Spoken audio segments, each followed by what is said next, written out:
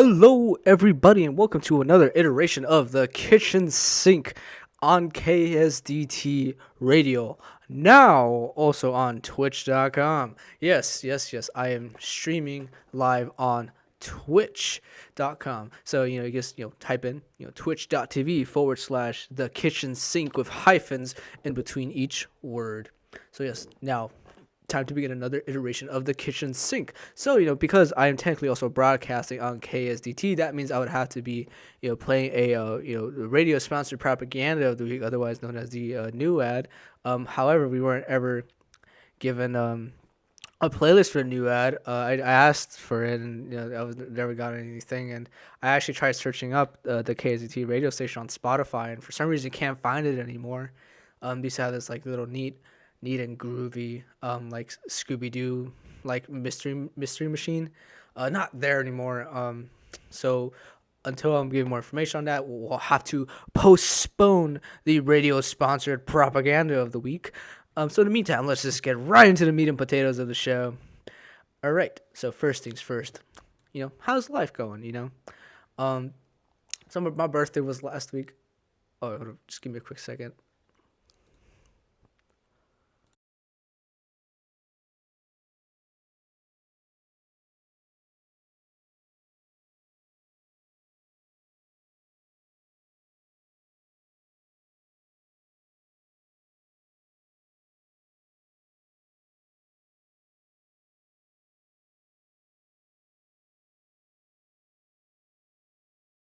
All right, for my Twitch listeners, for anyone who is on Twitch or is Twitch in the future. So I am using. This is a whole history about KSDT. We used to use this thing called I think it was a Rocket Broadcaster or something like that. It was way simpler tool to use. You had the option to change your levels, turn off your mics. It was clear. But now we're using this thing called Radio.co Broadcaster. You know, you would think where it says mic live, you would click that, and then I didn't know you clicked like the center button to unmute yourself. I didn't know that it was. I guess what I'm trying to say is it could be a slight bit clearer. Um, but yeah, I guess now people on the KSCT radio station could hear me. But what I was saying was before I was muted. This is just repetition for you Twitch listeners. Is welcome to another iteration of the Kitchen Sink on KSDT. Now on Twitch. Just search up twitch.tv/ the Kitchen Sink Show with hyphens in between. Not hyphens, with underscores in between each word. Yeah, you also tune in on Twitch, and the recordings will be there as well. I'm just gonna stop saying recordings will be on Spotify and YouTube for the time being, because that's I say that every show, and it never happens, or it hasn't happened yet. So now it's time for the meat and potatoes of the show. Like I had mentioned this, so I couldn't find new ads for winter 2022, so we'll just have to postpone this. Radio sponsor propaganda of the week. So how's life going? Well, my birthday was last week. I turned 21. I don't feel any older than when I was 18 or 19. I'm not sure if that's a good thing or a bad thing. I guess you could argue it's a good thing if you want to stay young. I mean, people always try to chase after their youth. Not me. I still feel like I'm 18 or 19. I'm just 18 or 19, but I have the responsibilities of paying bills. I pay my car insurance. I pay for my gas. I pay my portion of the rent. I pay off any school debts here and there. So I mean, am I older than when I was 18 or 19? And do I feel older than when I was 18 or 19? Yes, because I have all those new responsibilities. Do I actually feel older? Not really. I still feel like I look the same. Is my music taste any different? I would argue, yeah. When I was in high school, senior, I still didn't know who MF Doom was. I didn't know who MF Doom was until like my freshman year of college. That goes into like just my general knowledge of like hip hop. My general knowledge of hip hop, even in high school, was still relatively low. It just wasn't a genre I really listened to. I was mostly into, indie rock, punk rock, which I still am. I'm discovering more about it now. I At the age of 18, I listened to Future Funk, and I mean I still do listen to Future Funk. Future Funk has become such an integral part of my life. What else? What else? What else? What can I remember from the ages of 18 or 19? Um, if I take like a high school era, Hector. Um, uh, maybe at some. Okay. I mean, I guess I went from being a console bro to being like a PC bro. I guess. I guess that's like any of any importance. I like PC games now. Um, I'm into just other hobbies. I've always been into record collecting, which kind of now leads me to my next point, which I'm trying to look for new hobbies. As I'm getting older, I'm like, some of the things I used to like just aren't hitting the same. Some of the hobbies I already do include, record collecting. And, I recently counted. I have almost 100 records in my collection. I did inherit a huge portion. Well, I say inherit, but more like stole half my collection from my dad because he was letting him collect dust anyways. So I'm like, all right, your records, hand them over. And so that's where I got half of them. The other half are mine that I've like purchased with my money, and it's been a grueling experience over the past 5 years of like digging through piles and piles of records for stuff I like. I just like sports in general. I like you know playing sports, like watching sports, like keeping track of sports. If you've been part of my show long enough, I like baseball. For first and foremost, baseball is like just me. It's become like an integral part of my life, and I wouldn't change it for anything. Um, I recently is I say sports, but I mean more like just physical activities. I like things that involve me moving and just doing things in general. And I've in order to like add on, I've added on like a new skill or slash activity to my repertoire of physical activities in roller skating. I've been roller skating for about over a month now, and it's great. I bought some Rainbow Rider Moxie skates for $130, little like a week before Christmas. The best purchase I've done in a while. It's like there hasn't been a moment where I regret spending those $130. I've been putting those things to good use at least like once a week or like every weekend. And I'm learning how to do little tricks here and there, and it's been a great time. I already did photography. I've been doing photography since like sophomore year of high school, I think. First I started like these like stupid little vaporwave edits. I do from time to time. I still think they're kind of cool. The vaporwave edit trend has kind of died down. Um, and that kind of like my liking for photography kind of stemmed from that. Um, and I still do it now, not as frequently as before. Primarily because like I've been stuck in my home for like a long ass time now, and the times I have gone out, I swear I do take the majority of my pictures. Like when I recently went to Hawaii last summer, and when I went to the Bay Area for like a quick Christmas trip, I took a lot of pictures there. So it's mostly just really depends on when I travel is when I take pictures, which it's every now and then. I'm not if I was constantly traveling, I would always have a variety of content. And it's like a final thing I recently added to my like repertoire of hobbies. During that pandemic was like t-shirt design. Shameless plug. Go to What Is Life Apparel. Shameless plug. Um, and I like doing it. It's like these are all stuff that I like doing. I wouldn't be doing it if I didn't like it. I like collecting records. I like listening to them. I like physical activities. I like photography, and I like t-shirt design. But it's like I feel like there's just too little of amount of hobbies. It's like record collecting. It's like it's cool and all, but it's like they just sit there, and it's like there's not really much in the process of like collecting them. And like sports, it's like yeah, I do them, but it's like just not really like it's like I want something that's more like where I build things. And like, photography and teacher design is kind of like that, but I want something that's more like physical. So it's I've been considering some new hobbies, such as like knitting, especially knitting and embroidery and clothing creation. It's like those are like the main ones I've been looking at the most. There's something about knitting. It's like I just the satisfaction of like knitting sweaters. It looks cool to me. Um, I've had you know I mentioned I recently picked up roller skating. That was mostly just like on a quick fantasy of mine. And I feel like the knitting and embroidery and clothing creation falls into that like recent fantasies, where I have like the fantasy of like creating like this type of stuff. Especially like, when in terms of like clothing creation, I'm referring to like jeans and t-shirts from scratch. Obviously like not like growing the cotton stuff, but right, I just buy the textile and then I make it. Um, you know, I guess my reasoning, if I were to actually go along with it, would be it's like, oh, I've never been satisfied with how certain clothes fit me, so I would you know now make my own clothes, to my liking. If I had to come up with an excuse to go on with it. But it has been interesting me for a while now.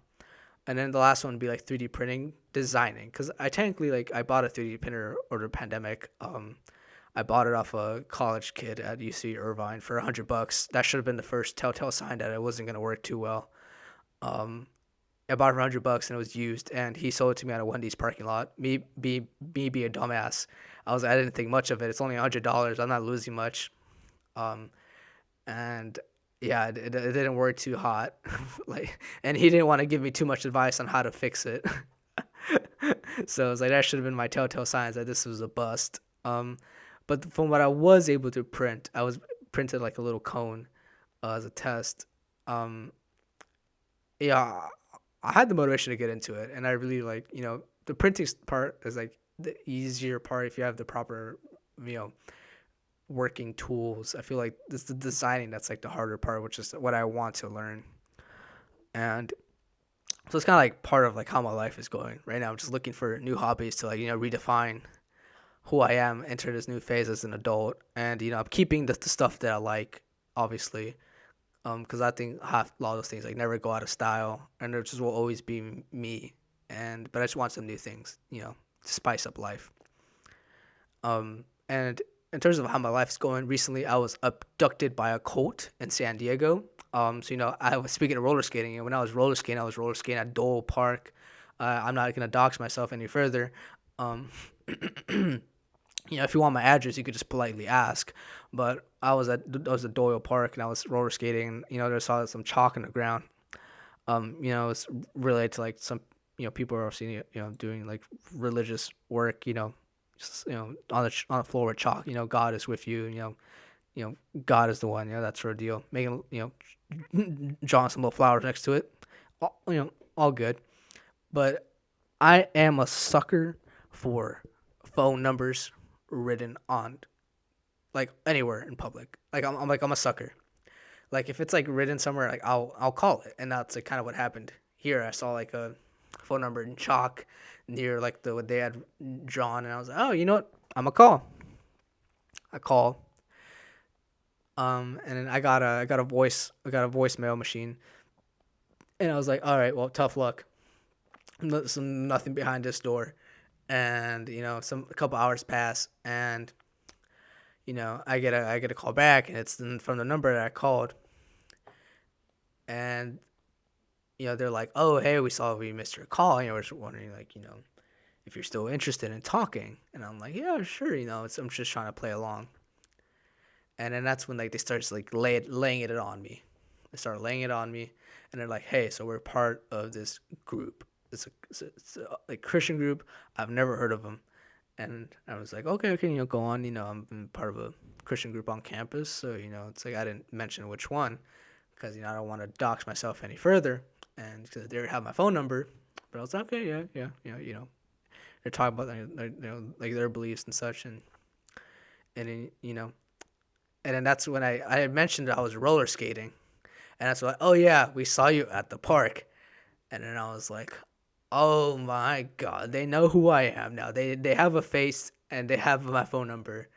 And then all of a sudden they showed up at my front door knocking. And sure enough, it was them. And then I ended up in a sack of potato sack, and I woke up in a ditch in the middle of Utah, and I barely managed to make it back. Um, Reality is no. They were pretty nice people. Actually, like the lady then described what she was wearing. I'm like, oh yeah, I saw you like from afar while I was skating. I didn't think it was you, and she was actually like a nice lady.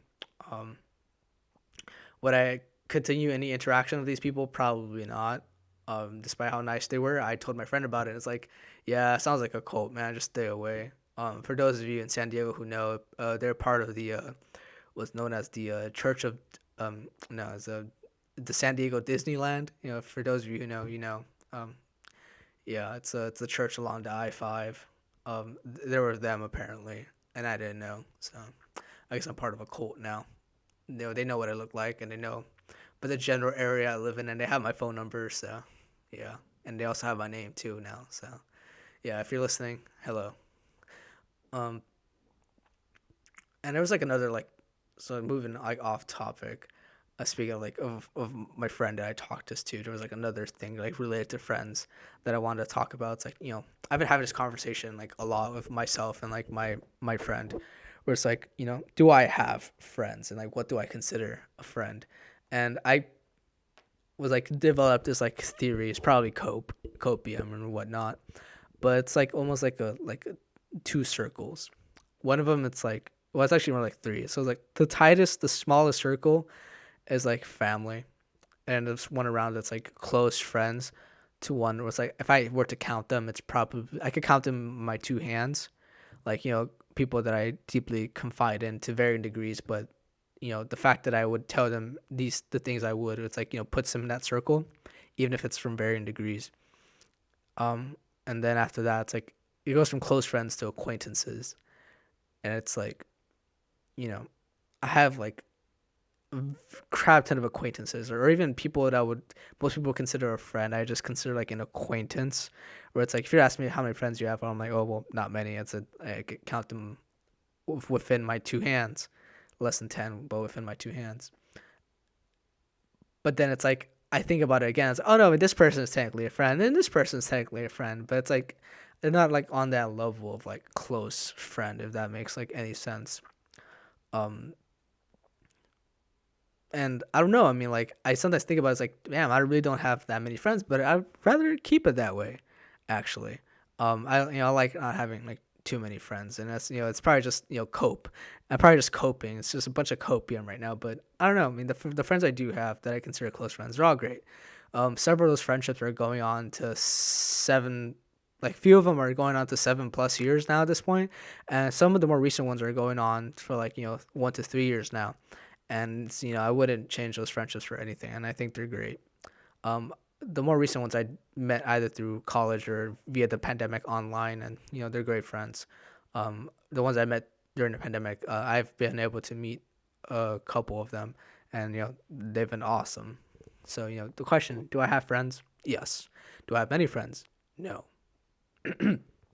And so like final related thing to how life is going. I've been babbling on for too long. It's how's school going? Um, update. I hate online learning. Everything just so far my classes don't seem to be going back in person anytime soon. So that's the update. Tuesdays and Thursdays are just jam packed days of class, and that's just gonna get worse as the the quarter goes on. But hey, what are you gonna do? So enough of the sappiness. Now let's get into some sports ball. So so if you're on Twitch, you'll be able to see what I share on my screen. So first, I want to talk about these hats from Off White. So if you're on Twitch, you'll be able to see this. So let me see if it's actually sharing. Yep, it is. All right. So if you're on Twitch, you'll be able to see these hats. But apparently, they're MLB hats, and they're created by the brand Off White. I'm looking at the Dodger one right now, and it's literally like it has a hole on the top, a hole on the bill, and an entire section just chopped off. And that's the same thing goes for the White Sox hat, as a hole and then a hole on the top, a hole on the bill, and then the Cubs one has both holes and then like a piece of it chopped off. And the same thing goes for the Blue Jays, and the same thing goes for the A's. Same thing goes for I think I saw the Florida Marlins here too. And it's my thing is like, what the hell? Oh, this one's a Florida Marlins one. And my question is like, what the hell, man? It's like, who is this made for besides like clothing hype beast? Because I know no baseball fan is gonna damn wear these. I mean like for me it's like if your hat is busted cool, whatever, but it's like it's probably busted because you've worn it for such a long time. It's like those are like earned battle scars. I mean, like for example, my Dodger hat. It's not a fitted. It's an adjustable, but it's like one of the four. I think it's like 47s. So it looks like like a older kind of hat. It's like I've done a lot of things with that hat. Like I've worked out in it. I've worked in cars in it. I've like thrown myself just about everywhere in it, and it's like it shows. And I like it because of that. It has like those like battle scars on them. But it's like this just feels like it's like these off white hats are just like looking bummy for the sake of looking bummy. But I guess that's the style now. But and apparently I saw on John Boy Media that they're like in the $200 price range. So it's like, dude, what? Who is buying this? I don't get it. So next in the sports ball section, we got the NFL Super Wild Card Weekend, and this shit was boring. It was boring. The only real somewhat entertaining games were the Raiders and Bengals game and the 49ers and Cowboys, which is a real damn shame since one of those games, aka the 49ers and Cowboys game, was on Nickelodeon. Like, of all broadcast networks on Nickelodeon, like I would have suspected that after the first time they had the game on Nickelodeon with I think it was the Saints versus I can't remember at the top of my head who the Saints were playing against, but it's like why did people think this is a good idea? It's like as when I was a kid, although I didn't like football at the time, but it's like I sure as hell wouldn't have been watching football on Nickelodeon. I just would have just gone to Cartoon Network or Disney. It's kind of when Nickelodeon used to do like those like Earth Day, go out and play or don't use electricity. I would just go to Cartoon Network or Nickelodeon. It's like the same thing. It's like if they aren't playing the cartoons I want to watch, just go to other thing. And it's like I think so. That's just from the kid's perspective. Now let's think about the adult's perspective. It's like as an adult, I don't want to watch SpongeBob's face on the field goal post or have like the animated slime on the field. It's like, and then I was listening, like I was doing work while watching the game, so I didn't hear too much of the commentary. But the times when I would turn it up, it's like they're explaining everything that's going on instead of like giving commentary. It's like honestly, like, they're trying to explain to a kid's audience, but it's like the kids aren't the only one watching. There's like like middle-aged men are trying to watch this too, and it's like it gets frustrating when they explain what the hell a first down is. Like, okay, we know what a first down is. You explained it for like the third time today. Just give commentary, like actually decent commentary on the game now, please. The only good thing I would say that came out of the old Nickelodeon thing experiment is it was like this one kid. He was doing like post-game interviews, and he was actually asking some pretty decent questions. And I think he was interviewing Deebo Samuels, and I think it was like really good of Deebo Samuels to not play down the interview just because he was a kid, and he treated it as any other interview and took it very seriously. And I think good on Deebo, and the fact that the kid was able to like give this whole interview without once like stopping to think or think for too long or even stuttering. It's like just goes to show like this kid is like even at his age he kind of has what it takes to make it like in that field of like journalism. And I thought it was pretty cool. I mean, shit, I interview people and I still stutter. Speaking of interviews, I've been watching a lot of Nardwar. Do do do do do do do. It's like you're Kendrick Lamar. We have to know. And it's like I've been watching a lot of him, and it's like I've been taking notes. Like his investigative skills. I want those. I want his level of investigative skills. If Nardwar were to have a class of investigative like journalism and how to find this much goddamn dirt on people, I'd be the first one to take that class because man, it makes for some good content. So back to sports ball. Then you had the Bills and the Patriots. I didn't think the Pats were gonna make like the dodo and go extinct, just non-existent, nowhere to be found on the field. The Pats just like laid down and died. Just Josh Allen or just doing his thing, slinging the ball around. And then, you got the Eagles versus, Bucks game. The Eagles eagled. What can I say? The Eagles shouldn't have been there in the first place. I don't think they would have made it in the previous format, But, hey, views, man, the ratings. You got to think about the revenue, the money you'd be making. And Next game. So I don't, it's the Steelers Chiefs games. I honestly thought the Steelers were going to upset the Chiefs. I saw the Steelers defense, holding up pretty well against the Chiefs all throughout the first quarter. And then TJ Watt got the recovered fumble touchdown, and I was like, oh my God, maybe the Steelers can actually do it. And then the Steelers were here for reality, and the Chiefs did what they were expected to do. They fucking blew them up 42-21, which was to be expected. Patrick Mahomes was like, all right, time to stop playing with my food and sling the ball as I've always have, and just absolutely shat on the Steelers. I mean, what more can I say? Um, you know, I stopped watching after a certain point. Once the Chiefs were a couple of touchdowns in, I'm like, okay, yeah, this is a wrap. No matter what the Steelers try to do, even if they do score a little bit, it's not even gonna be close. So potential last game for as urinating tree calls him Captain Fat Fuck. The leader of men. Ben Roddenberger. Potentially last game. Hopefully this is his last game. He's too damn old to be in this league. His skeleton is literally disintegrating every time he gets on the field. But at least he has a ring, I guess. So his career was better than most. And now for the Rams versus Cardinals game. The I'm clearly not biased because I'm from LA. But I honestly expected this game to be closer than what it was. I at least expected the Cardinals to put up a fight.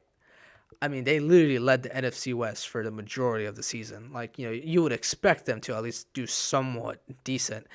Not even I would say and maybe I think the last score was 33 to I think it was 33-11 or something along those lines. I was expecting at least a close game where it was 21-14 or 21-18 or something along those lines. But no, instead the Cardinals made a petite Latina and got rammed. They even got OBJ, Odell Beckham Jr. throwing dimes. That's how your opponent isn't even taking you seriously. The Rams the whole time were just spanking the Cardinals, and there's just no other way to put it.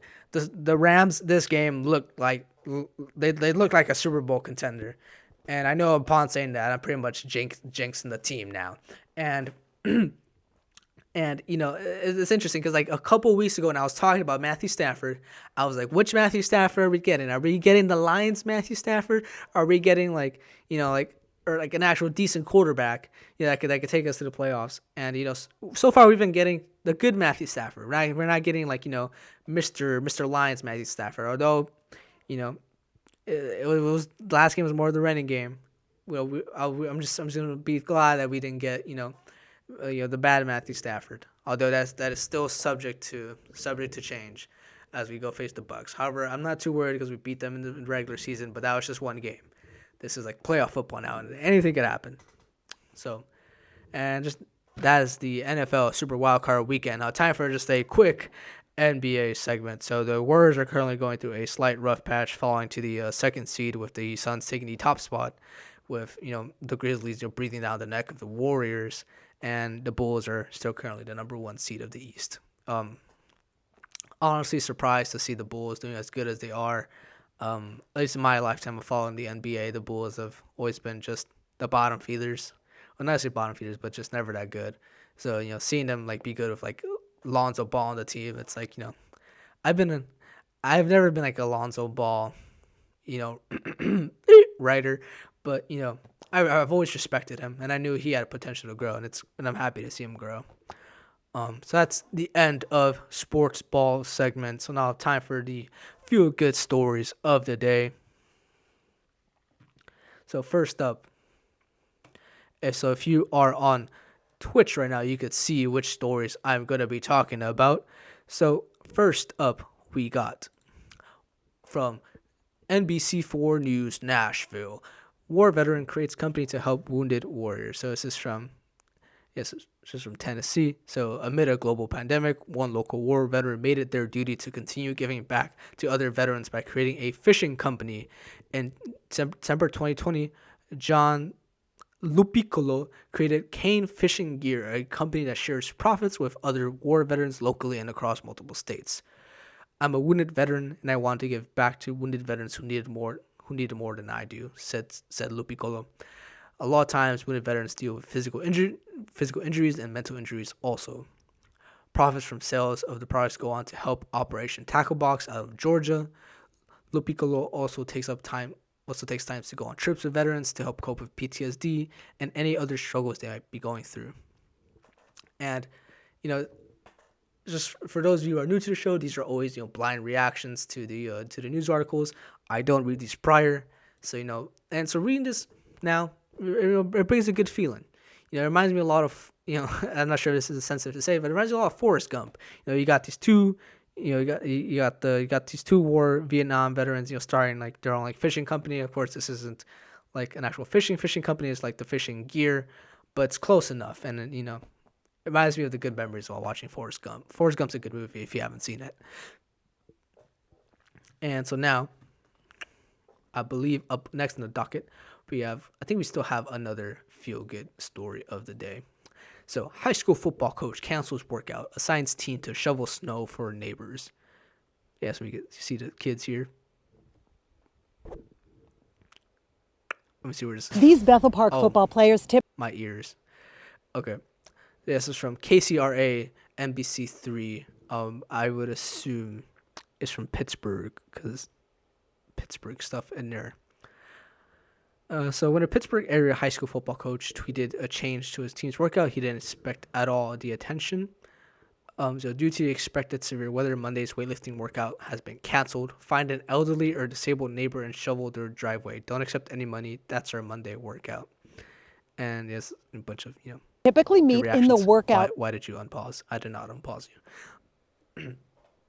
And I like seeing stuff like this, especially when it comes to like football teams. I feel like, or just high school sports in general. I love it when like coaches make their players go out and do volunteer work. I remember we did that several times when I was in football. We would go and volunteer. I kind of wish we did it more when I played soccer. Technically soccer, they do like a summer soccer camp, so that is giving back. So what I mean to say is I wish we did it more as when I was in baseball. That would have been really nice. Hopefully they do something like that eventually, but it always makes me happy. It reminds me of my time as a youngster in high school in sports. My throat. All right, so now we have the as I like to do on the show, we have something that's rather happy, but then we gotta follow it up with the not so feel good stories of the day. You might argue, well, why not just have the feel good stories first, and then the not so good feel stories, and then the feel good stories after. But it's like that's a pretty good point. I might do that for the next show, but for now, it is what it is. So we have. Okay, I'm just gonna pause you. So this is from WishTV.com 8. I would assume it's from Indianapolis. So Jumbo Jive turkey legs food truck found after stolen, vandalized. So stolen and stripped of nearly everything, the owners of an Indianapolis food truck are speaking out after the theft not only affected their livelihood but also their family. Dwayne Boyd is the owner of Jumbo Jive Turkey Legs, a turkey wing mobile catering business that opened at the height of the COVID-19 pandemic. Dwayne and his brother Carrie Chef Kilo Boyd, are known for their signature stuffed turkey legs. They've appeared on the Tasty Takeout segment on News 8's All Indiana. And so, the food truck was stolen and vandalized 2 weeks ago while at a Prospect Street and South Keystone Avenue near Fountain Square. Dwayne says it was found 3 days later after tips came in from loyal customers through an app. And so Dwayne says most of his income is made by attending events and working with small businesses. Rent and bills, the lights, they don't stop. They keep going. Those include medical bills after Boyd was in a terrible accident in June. And, it's not necessarily not so feel good story. It's more just like a pissing off. Like, it just pisses you off kind of story. It's like, in fact, I was talking to this. I was talking to a fellow student of mine. About this like before the show actually, about stealing, and or it's about the stealing situation in like places like Los Angeles and my hometown Los Angeles and like San Francisco, where people are just there's like a rampant wave of like shoplifting going on, and it's terrible to see first off, and like one thing is like stealing from like a corporation like Walmart, you steal like loaf of bread and whatnot from like Walmart. It's still like like incorrect act, obviously, but it's like on a different degree when you steal from a small business. It's like it's like that person is just like you and me. Like why would you like steal from this person? Like you could like like it's not like you steal from Walmart, you don't see who you're necessarily affecting, but at this place you actually see the person you're affecting. Like you're affecting the owner themselves directly, and it's like that's just the part that's like why. It's like like my dad's a small business owner, so I can only like imagine like like if someone stole from him, like I'd be like furious, and he'd be furious too, rightfully so. And just seeing this is like brings up like that sentiment of like furiousness. Like why would you like mess with these people, especially like when like that's like their whole livelihood. It's like the whole truck is like what they live off of, and that's like just as like a it's like just makes you just furious, really like really really really furious. um I think I still got a couple more stories up on the docket. So this is like you know Anthony's Steakhouse and Ozone Lounge to close February 26th. Um, it's been around. I think this is from Fox 42. It's from Oklahoma. No, from Nebraska. My bad. Misinformation. It's from Nebraska. I saw the, I don't know why I saw the O and then and I thought it was Oklahoma, but I'm like no, Nebraska, Omaha. It's Omaha, Nebraska. I think that's where they have the College World Series. My bad, my bad. But Anthony's Steakhouse has been around since 1967, and the family-owned restaurant and lounge will be closing its doors on February 26th, said Tony Fushinaro Jr., owner of the steakhouse. Um, yep, it's been a great run, he said, but the announcement of the closure of the restaurant comes as he announces retirement. The pandemic has nothing to do with it. This decision to retire was thought through, and it wasn't a rash decision, he said. Damn, that's like if the last one was furiousness in terms of like the food related industry, this one is actually kind of like sad. Like in terms of like the food related industry, this one's actually kind of sad. Like there's like a lots of places in LA that I can name that have been around for a long time that I would be really sad if they closed down. One of them being Hawkins Burgers in Watts in front of the Nickerson Gardens. If you've never been there, go. Highly recommend it. You'll meet some interesting people there. Like I met a guy from Texas once at Hawkins Burger. He was like this white guy. Like he stood out like a sore thumb, but he says he goes there at least once a month for the burgers and onion rings, and man, I can't blame him. That's one of them. And then there's like the vast array of like other like stands and food trucks and like food places that I've been there since I was like a youngster. That I would be very sad if they closed. Um, so I just can't imagine like the people of like this community losing something that's been around since like 1967. It's I just wonder like so he says like this guy's like old. It's like he's a junior and he's the one retiring now. So I wonder like does he not have like any children or you know any sort of like just like anyone in his family who'd be willing to keep it open. And it's just like sort of like like my curiosity because I mean like my dad's a small business owner. He's a mechanic, and I'm not a mechanic by trade, but I have been willing to learn. And I have learned. And if it were to come down to it, I'd be more than willing to keep the business alive. Although it's like it's not my first choice, but I and I may not be good at it at first, but something I'd be more than willing to do. If when it comes down to it. So I was just curious, like I was wondering if no one was willing to take up after his retirement, or maybe it's like this guy just doesn't, or he's just like he's just not in love with it anymore, and maybe it's like been on the general decline for a while. I don't know. I'm not from Nebraska. If anyone listening is from Nebraska and would like to tell me, that'd be awesome. But yeah, that's like not so feel good story of the day. Pretty interesting not so feel good stories. You got one of that incites rage, and this one that kind of it hits it hits your heart. It strums your heartstrings a little bit. Um, and now time to wash our palates of these not so feel good stories. And we have an interesting story. So this is from ABC 7 New York. Retire Staten Island ferry up for auction after a price slash. So, if you're on the market for a new boat, then the city might have one big enough up for auction. So this is after 50 years in service, the John F. Kennedy ferry was taken off. It's the fleet. Until recently, the ferry was listed for 250,000. Now it's been listed for 125,000. And so my question is, if I were to buy this, what would I do with a ferry? Um, it's what do you?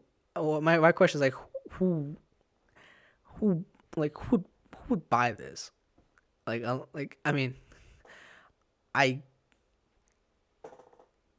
I mean I can see some people maybe like converting it into like an on on the water home or on the water restaurant or like inn or something. I mean, it'd be cool to convert a ferry into that.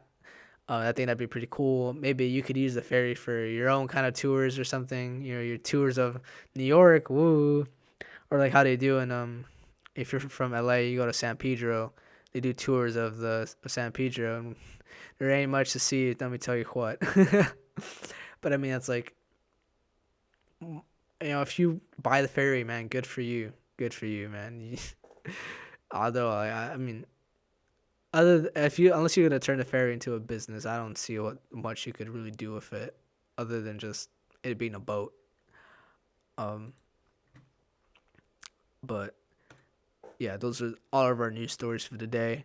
Um, Now time for some of what I would like, the first ever movie review on this radio station. It's for a movie I saw, earlier last month, late last month, a couple weeks ago. It's called Nightmare Alley, and it's pretty much about this dude who essentially becomes a con artist, essentially, and he becomes a con artist and is trying to con like high up officials in New York for their money.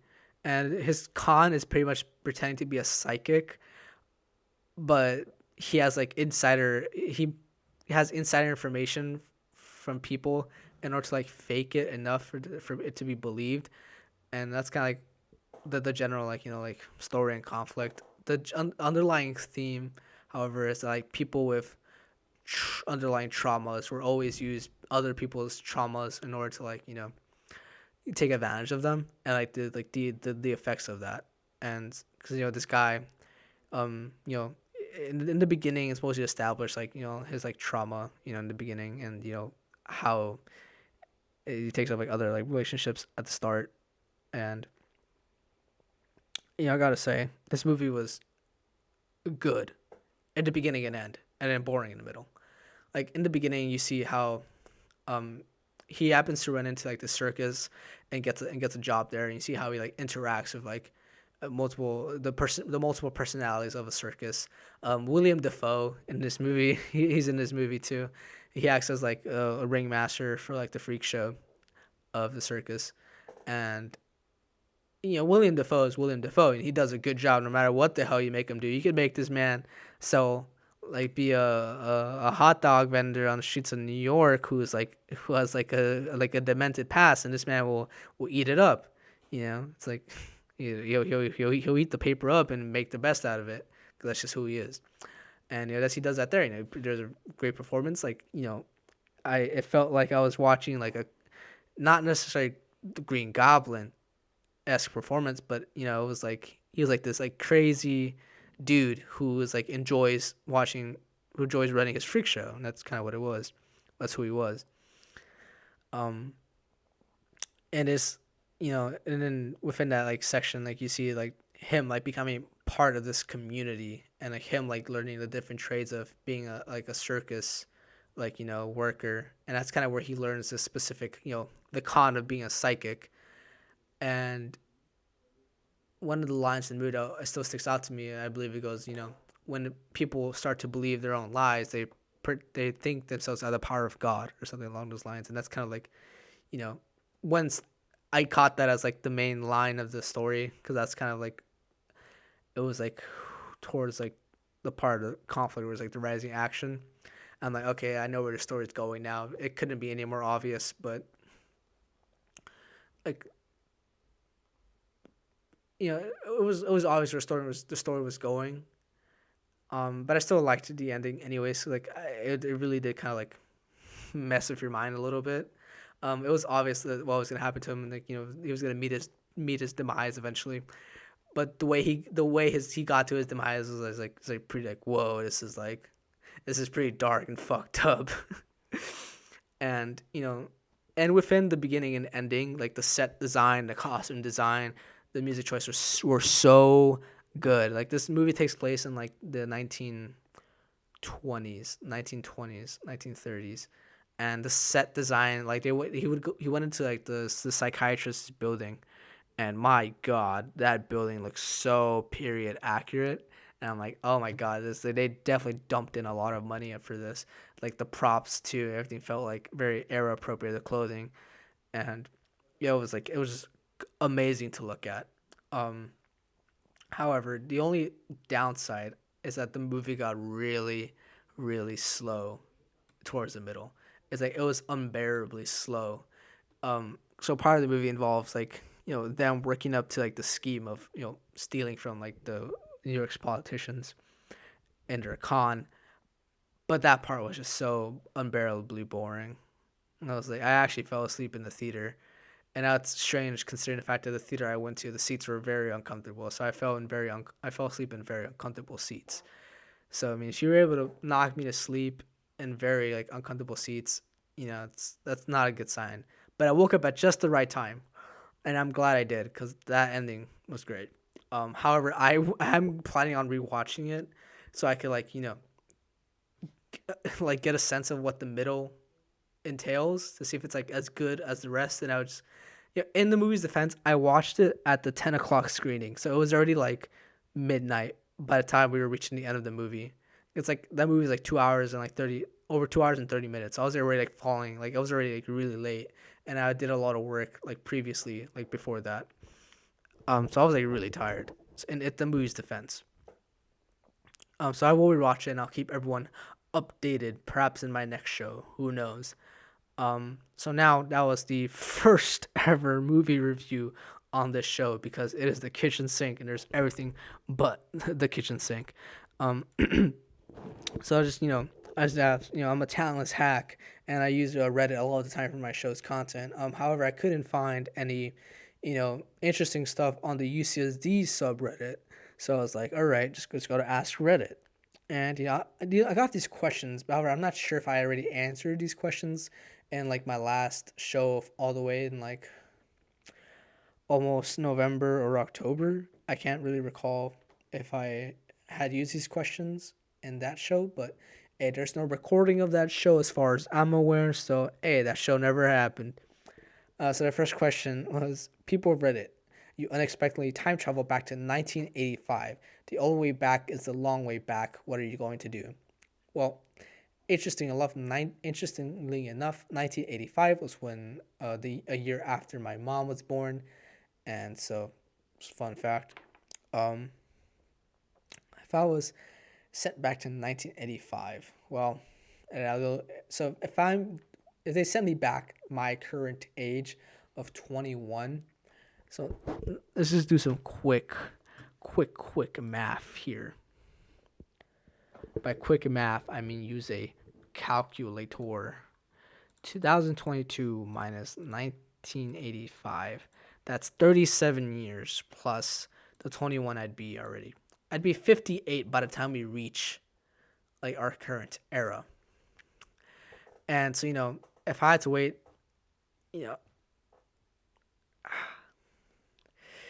be 58 in 2022. Man, honestly, what is there to do besides use your knowledge of who's gonna win Super Bowls, who's gonna win World Series to bet in your favor, to like know which stocks are gonna do good and which ones aren't.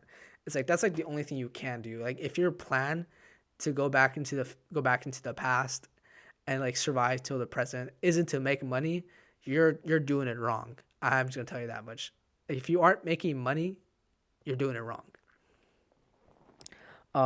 Because if that's the case, you just bet on some good few Super Bowls, some good World Series. You make yourself a shit ton of money, and since like it's, you know, back in the day, you could buy a house, you could actually afford a house, just with your earnings, you buy a house, and then you invest into some good stocks, and then you just let those grow, and you have and generational wealth, baby, generational wealth, right there, and my interesting question is from this is more now. If I'm sent back, it's like, will there still be a version of me who's 21 in the present? Like if like, so like would I like see my mom, like assuming like like, I mean, I know my mom's like history briefly. I know like she grew up in the town that I grew up in when she eventually like immigrated there from Mexico. Um, so I was like, would I get to like like see my mom like raise me from afar? Like that'd be like so weird. That'd be like on some like interstellar level stuff right there. It's like the scene where like Conahay's like smacking the bookshelf when he's like looking like at his past self. That'd be some like interstellar level stuff there. I'm watching my mom, a younger version of my mom, raise me right in front of me. That's some interstellar level stuff right there. Um, at that point, if that's the case, I'd be like, so if it is the case that there is like a present version of myself still in 2022, then I would simply say, hey, I'm, gonna die, so I'll leave, I'll just happen to leave everything to this kid I don't know. Or it's like, sort of like, I, on, so that sort of thing. I would try to find some way to leave my present self all the money. However, if it was the case that there wasn't some copy of me staying in the present, that like me right now is getting sent back to the past, and there's like nothing, I'd like my like everything about me is erased, like my mom never has me or something, or it's like that sort of thing where it's like I basically don't exist in 2022 anymore. Then at that point, what do I even, you know, what do I do? It's like, what do I do with all this money, besides just like use it? There's no real purpose of the money anymore if I can't even give it to a younger version of myself. If I'm like sent back to the past, it's a very, very, very existential question. But off to the next one. If you could upgrade any household item you own to a highly luxurious version for free, what would it be? If I could upgrade one household item to a highly luxurious version for free, what would it be? Uh, I mean, if I could upgrade anything right now, it would definitely be either my bed and what's in my bed, or what's in or on my bed, or my computer. Um, and I can make a good case for both. One, the bed. Well, back home in LA, I do have a bed, but as of right now, I sleep on a Japanese futon that goes on the ground because I just like how my back feels. I like sleeping like making my spine straight. At least that's what I tell myself, and so that's what I sleep on right now. If I have to wake up really early, which I do a lot of the time, so like wake up at like 5 a.m. when everyone else is in the house still asleep, I just wake up. I just sleep on the couch. Um, so if there's anything I could upgrade right now, it would be my bed or where I sleep. Get like the best version of a bed that I can get. State of the art cushioning and everything, because sleep is important. Assuming I slept on an actual bed like I did back home, then I would upgrade my computer 100%. You know, it's like I game a lot and I want a rig that has 60 frames per second, 144 hertz monitor. I want to play on 4K. I want the lowest lag.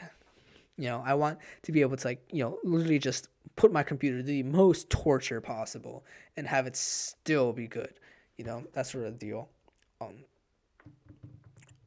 because PCs are a lot of money. If it's another hobby when you're building PCs. It can add up to a lot of money. I mean, recently GPUs were reaching up. Just the GPU itself, the graphics card, was like almost 3K. So it's a pretty expensive venture to get into. But man, it's worth it. And last question. We only got 3 minutes left in the show.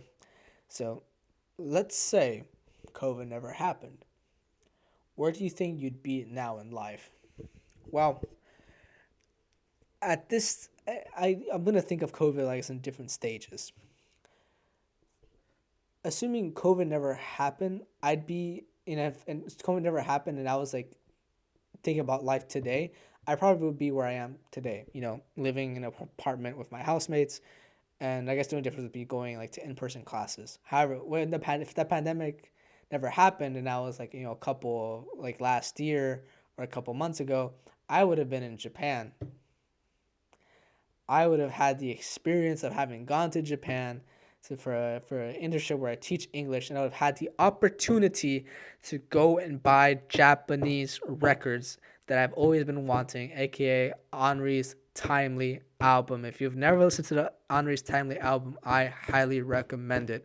It is one of the staples of 80s Japanese city pop.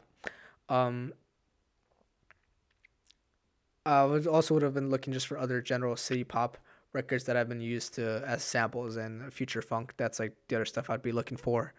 Um, if I had actually gone to Japan, those would be in my possession.